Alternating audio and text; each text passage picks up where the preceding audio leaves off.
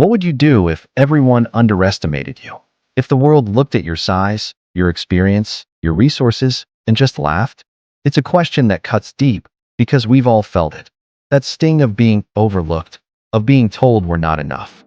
But what if being underestimated is actually your greatest advantage?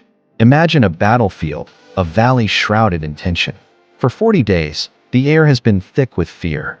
The mighty Israelite army, thousands of trained soldiers, are paralyzed. Why? Because of one man, Goliath. He's not just a man, he's a monument of intimidation. Over 9 feet tall, covered head to toe in gleaming bronze armor, carrying a spear that looks like a weaver's beam.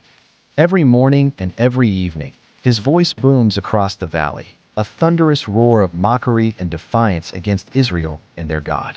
He challenges them, taunts them, and not a single warrior, not even the king, dares to move. Fear has become their prison.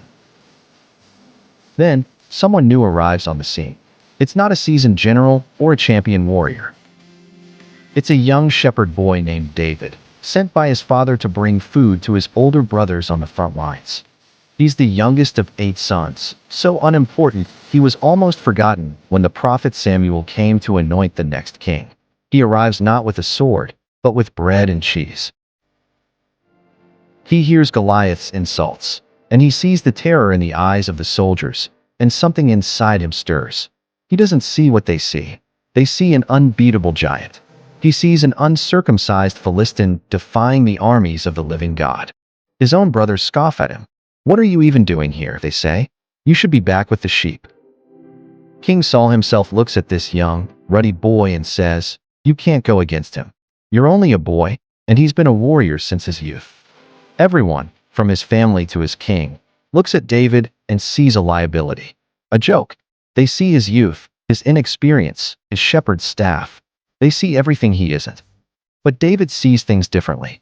He doesn't talk about his own strength. He talks about his experience, but it's not the kind of experience a king would recognize.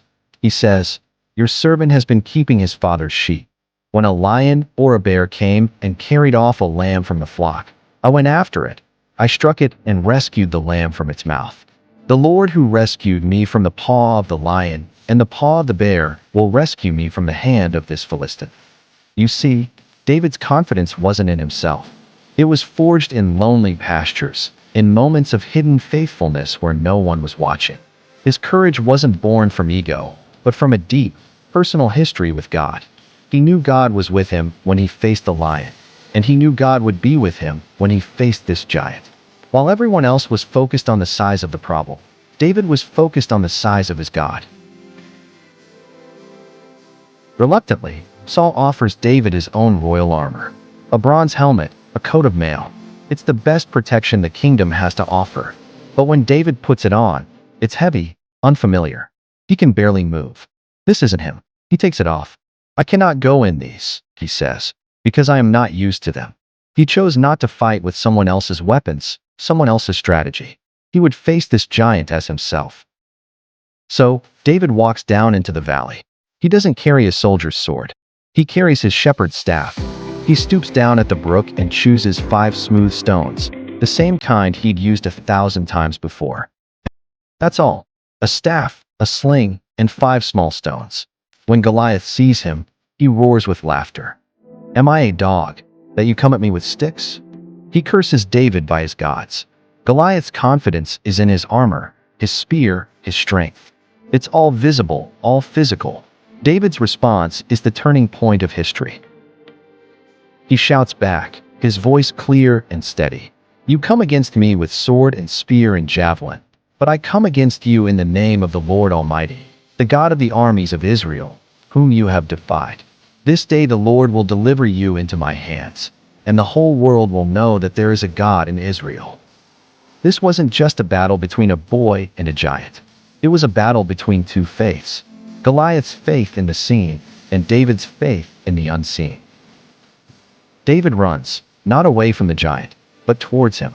He reaches into his bag, pulls out a stone, places it in his sling, and with a single, practiced motion, he lets it fly. The stone whistles through the air and sinks into Goliath's forehead. The giant, the symbol of unbeatable fear, crumbles, and falls face down on the ground. The battle was over before it even began. The boy that no one believed in, armed with nothing but a sling and a radical faith, had done the impossible. So what's the lesson for us, right here, right now? It's this: God does not see as man sees. Man looks at the outward appearance, the resume, the credentials, the size of your bank account. God looks at the heart. He doesn't choose the qualified. He qualifies the chosen. He delights in using the overlooked, the underestimated, the ones everyone else writes off. Your perceived weakness, the very thing people use to dismiss you, might be the exact space God wants to fill with His strength. Faith is not the absence of fear. It's moving forward even when you're afraid, because you trust the one who is with you more than you fear the giant in front of you. True courage isn't about human might. It's about divine reliance. It's born in those quiet moments of faithfulness, just like David's in the pasture, long before you ever step onto a public battlefield. Now, let's bring this home to your life. What's your Goliath? Is it a mountain of debt? A chronic illness? A broken relationship? Is it a career path that seems impossible? A dream that feels too big? Is it the voice of addiction, anxiety, or depression that taunts you every single day? Maybe your giants are the voices of people who have underestimated you your whole life. A parent, a teacher, a boss, maybe even the voice in your own head. They tell you, you're not smart enough, not strong enough, not good enough. Listen to me. Being underestimated does not disqualify you from your destiny. It positions you for it. Like David, you have to stop trying to wear someone else's armor. Stop trying to use their strategies, their metrics for success. What has God already placed in your hand? What are your 5 smooth stones? It might not look like much to the world. It might be a simple skill, a quiet passion, a persistent hope, a small act of daily faithfulness. But in the hands of God, it's more than enough. The next time you face your giant, don't focus on its size. Remember the God who has been with you in your own private pastures, who delivered you from the lions and bears of your past. Stand on His promises, not your own abilities. Your victory won't just be for you. It will be a testament to everyone watching that our God is bigger than any giant we could ever face.